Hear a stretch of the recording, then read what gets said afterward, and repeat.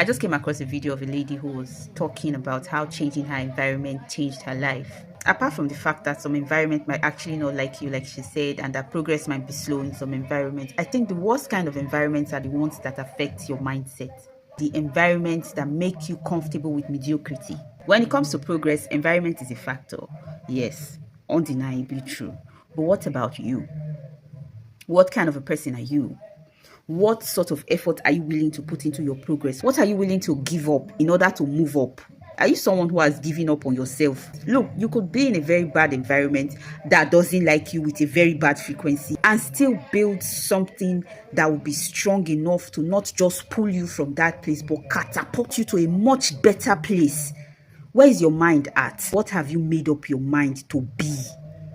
How have you made up your mind to be that person that you want to be? Would you allow the fact that you are in a certain environment stop you? I'm talking like this out of experience.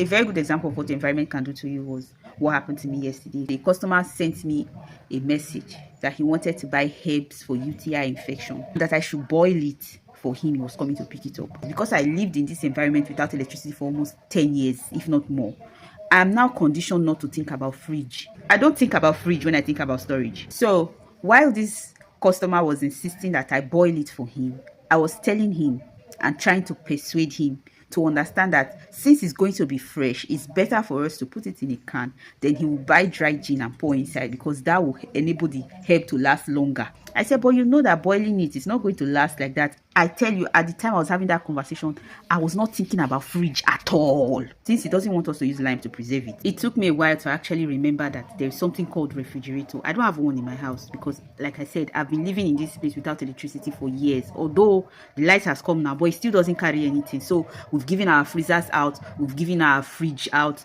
There's nothing we refrigerate, we cook and warm and warm and warm. It took a while for me to realize that, oh, there's something called fridge, and you can actually put it inside the fridge and to not go bad. Okay. You can put it inside the fridge. You say yes now. I said, okay. That's sorry, I was not thinking about fridge.